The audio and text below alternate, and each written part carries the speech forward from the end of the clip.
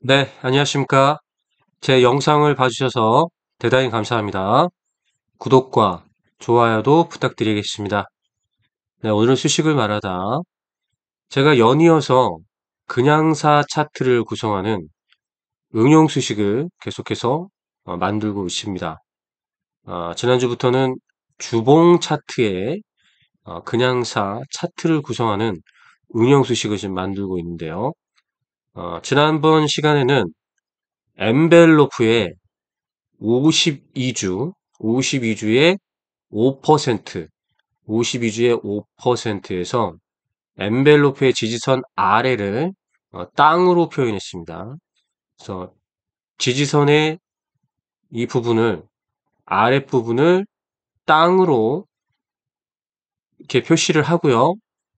이렇게 표시를 하면 저항과 지지를 알 수가 있다. 이렇게 해서 설명드렸고, 여기에 이제 지수이평, TSF, 대마이평, 테마이평까지 해서 이동평균선의 그물망을 형성하는 그런 응용 수식을 만들어 봤습니다. 그래서 이제 원리를 간략하게 설명드리면 바로 엔벨로프에서 이 기간값을 52주, 페리어드를 52로 하고 퍼센트를 5%로 하면 자, 이동평균선에 자, 5% 간격으로 5% 간격으로 평행을 이루면서 이런 패턴을 만들어 주는 게 바로 엔벨로프 이제 지표가 되겠습니다. 그래서 이 지지선 아래를 과열 부분을 기준값 0을 설정해서 이렇게 땅을 만듭니다. 땅을 만들게 되면 바로 이제 지지선 아랫부분이 땅을 만들게 되면 바로 이제 지지선 아랫부분은 저항이다. 그리고 이 저항을 뚫고 이 땅으로 돌파해서 저항을 뚫고 상승할 때 이때 바로 52주 되돌림이 나왔다. 이렇게 보는 겁니다. 그래서 52주 되돌림 나올 때 상승을 보일 때 이 저항을 뚫고 상승을 보이고요. 그리고 이 저항을 뚫으면 이 지지선 땅은 바로 지지를 형성해 준다. 자, 원리는 이제 이렇게 되어 있고요.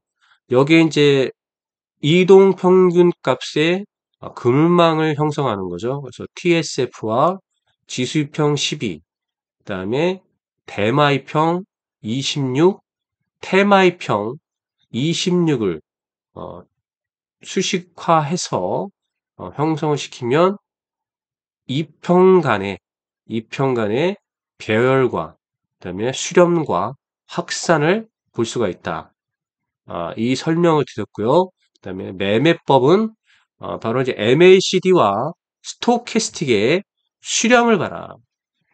MACD와 이제 스토캐스틱의 이제 수렴을 보는데 MACD의 기간값 설정은 주봉에서의 이제 기간값 설정은 숏 단기 6, 롱 장기 25, 그다음에 시그널 값을 6으로 한다. 6, 25, 6. 또한 스토캐스틱의 이제 또 기간값은 마찬가지로 25, 66으로 설정을 한 다음에 기간값으로 보고 스토캐스틱이 침체 구간으로 진입하게 되면은 바로 바닥이 드러난다고 했습니다.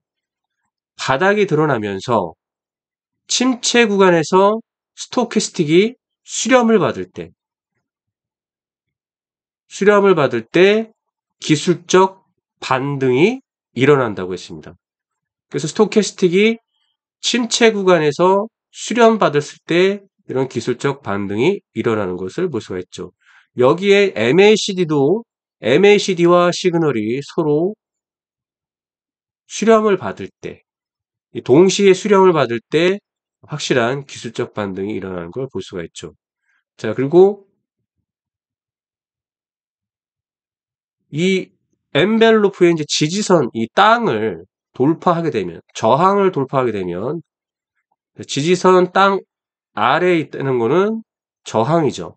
저항인데 스토캐스틱이 수렴을 받으면서 기술적 반등을 일으키고 난 이후에 다시 한번 MACD와 스토캐스틱이 수렴을 받게 되면 자 이렇게 상승 강도가 강해지면서 상승 에너지가 강해지면서 이런 큰 시세가 분출되는 것을 패턴적으로 우리가 이해할 수가 있습니다.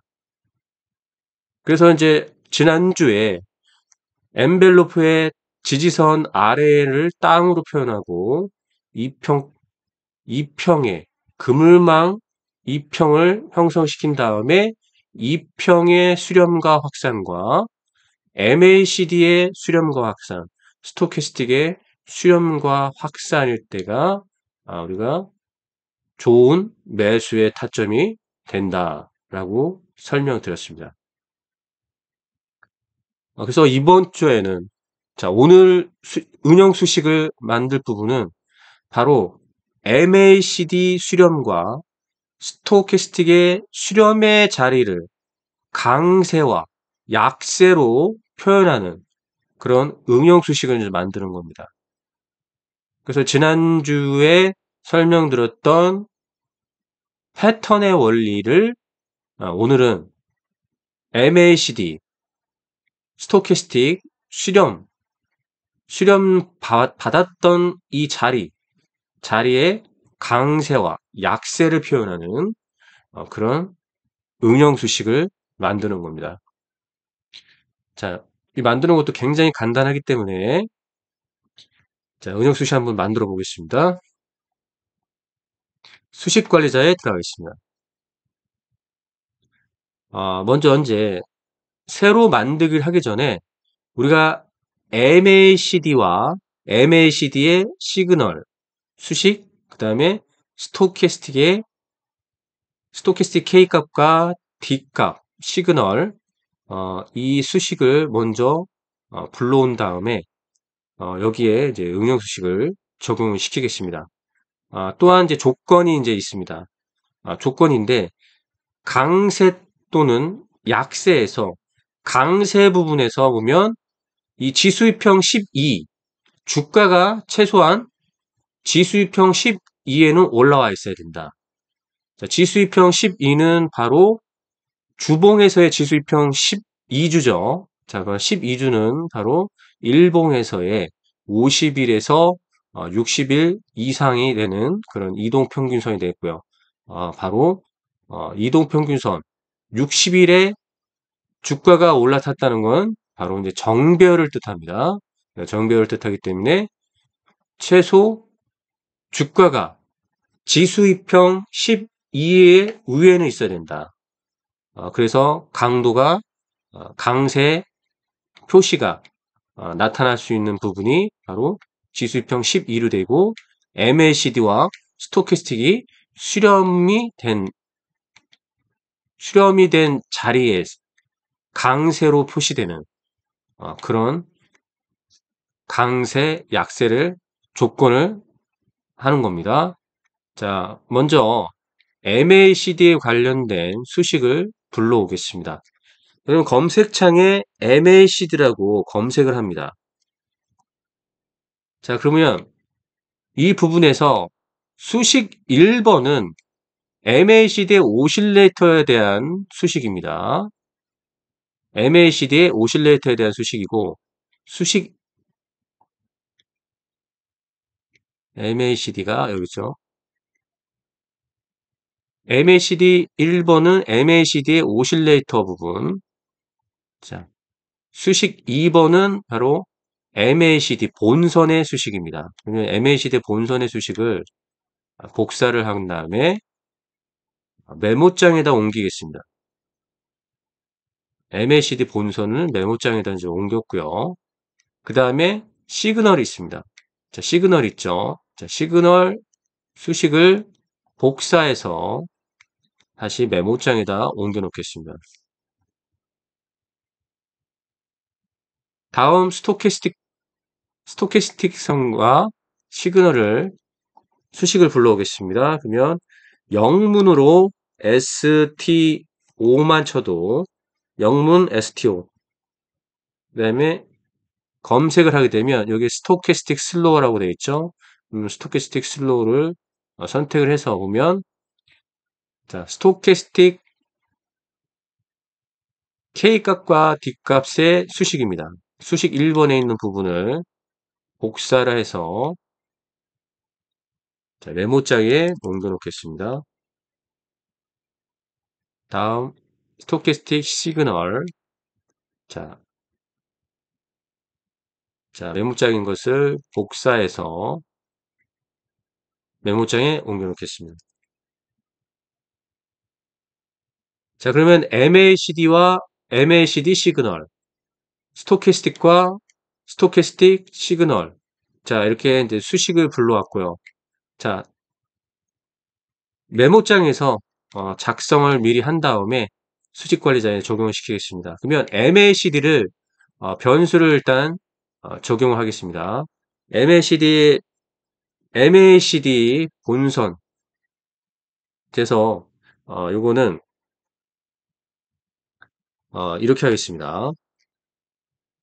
MS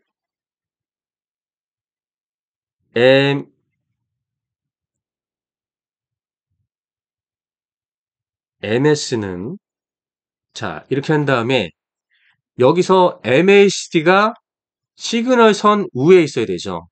자 그래서 여기서 부등호 표시를 자 이렇게 방향을 합니다. MS는 MACD가 지금 시그널 선 위에 있으면 되는 거죠. 자, 시그널 선의 위에 있으면 부등호 표시를 해서 자 이렇게 하면 MS 변수의 수식은 끝났습니다. 스토캐스틱도 마찬가지. 여기는 이제 스토캐스틱은 SS로 이제 표현하겠습니다. SS는 됐죠? 그 다음에 여기서 부등호 표시를 자 스토캐스틱이 시그널 선 위에 있다 라고 조건을 하면 되는 거죠. 자 여기서 난 다음에 또 한 가지 조건이 있었죠. 지수입형 12일에 주가가 위에 있어야 된다. 이 조건이 있습니다. 그러면 여기서 함수 nN 그리고 MA 종가 12일이 지수 자 지수입형 12일에 종가가 있어야 된다. 자 이렇게 이제 조건을 만들면 수식은 이제 끝났습니다. 자 그러면 복사를 해서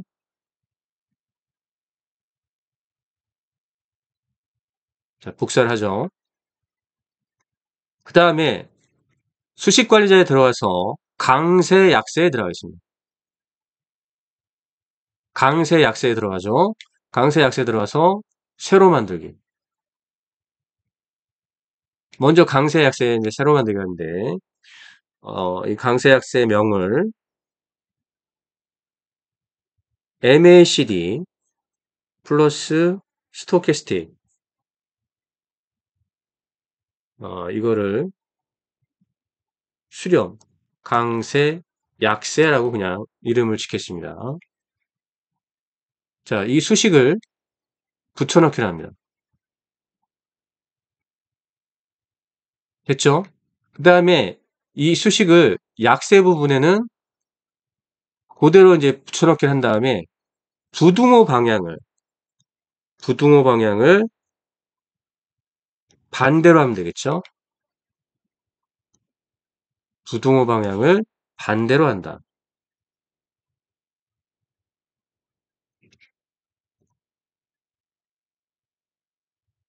자, 이렇게 부등호 방향을 이제 반대로 하면 이제 그 반대 상황이 되는 거죠. 자, 지표 변수를 좀 해줘야 된다. 그러면 숏, 롱 자, 이렇게 돼 있고 STO1, STO2 STO3까지 돼 있죠. 그러면 하나하나 변수를 넣어주면 됩니다. short,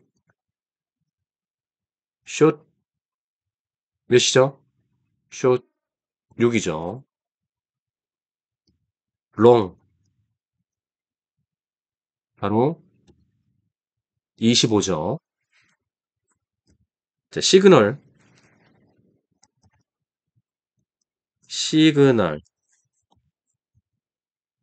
값은 6입니다. 그쵸?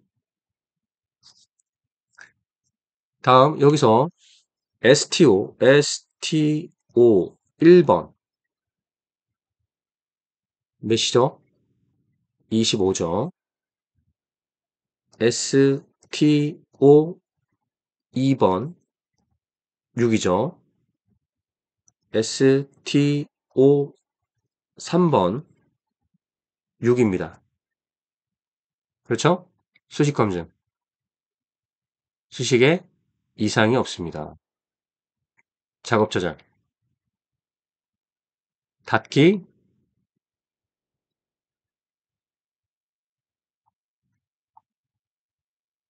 자, 보면 사용자 강세 약세 들어가야 되죠.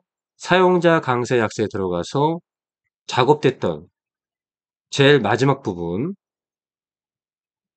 자, 이렇게 하면은 강세 약세로 표시가 되는 것을 볼 수가 있죠. 강세 약세로 표시가 됐습니다. 그러면 이 강세 부분에서 주가가 상승을 이뤘고요. 약세 부분에서는 주가가 하락을 한 거죠. 다시 한번 강세 부분은 어디입니까? 다시 한번 강세 부분은 여기인 것을 볼 수가 있습니다. 자, 강세 약세. 강세 약세 부분, 주가 상승. 자, 하락 부분이고, 다시 한번 강세 약세가 나왔던 부분. 그렇죠? 그 다음에 최근에 강세 약세가 나왔던 부분. 강세가 나왔던 부분. 여기서 이제 매매를 하겠다면 어떻게 되나요? 자, 이렇게 우리가 이제 타점을 잡을 수 있는 그런 이제 기준이 만들어지는 거죠. 그렇죠? 타점을 잡을 수 있는 그런 기준이 돼 있다. 자, 이 부분도 이제 강세긴 했죠. 강세에서 이제 매매를 했는데 눌림 받아도 다시 재반등이 나오는 것을 볼 수가 있죠. 이게 하얗게 된 부분은 어, 둘 중에 하나의 조건이 안 맞기 때문에 둘 중에 하나의 조건이 안 맞기 때문에 자, 이렇게 하얗게 표시가 되는 거고 두 가지의 조건이 다 만족을 하면서 주가가 12일선의 위에 있다 보면 자, 이렇게 표시가 되는 거죠. 자, 주봉으로 보는 겁니다. 주봉으로 봤을 때 자, 이 부분은 보시면 주가 상승은 이렇지만 수렴이 안 이루어진 부분이 있기 때문에 자, 이런 조건이 나옵니다. 그러면 잘 지켜보고 있다가 주중에 수렴을 받게 되면 그때 타점을 잡는 것도 우리가 이제 매수하는데 좋은 예가 될 수가 있습니다. 그리고 MACD와 스토캐스틱이 수렴 받을 때 되도록이면 저점에서 수렴 받을 때 타점을 잡는 게 좋겠죠. 이렇게 과열로 들어가게 되면 뭐 추가적인 상승이 나올 수도 있지만 이제 과열로 들어가게 되면 고점을 찍고 이제 하락을 할 수 있는 가능성이 있습니다. 하락을 할 수 있는 가능성이 있다. 되도록이면 이렇게 스토캐스틱과 MAC가 저점이었을 때 수렴받을 때 타점을 잡는 것이 어, 확률적으로 높습니다. 솔트록스 같은 경우는 바로 이제 타점 나왔죠. 바로 타점이 나온 겁니다. 그리고 그래서 이 전체적인 이제 패턴을 보게 되면 52주에 이제 되돌림도 나왔고, 그죠? 52주에 되돌림도 나왔고, MACD 수렴, 스토캐스틱의 수렴도 받았다. 이렇게 이제 결론적으로 볼 수 있고, 가장 큰 상승을 보였던 거 보면, 이동평균선의 정별 배열을 이런 전환과, 그쵸? 52주 되돌림을 받았던 이 부분과 MACD가 서로 수렴 받고 난 다음에 배열을 이렇게 만들었던 요 부분이 보이시죠? 자, 이렇게 알 수가 있습니다. 이렇게.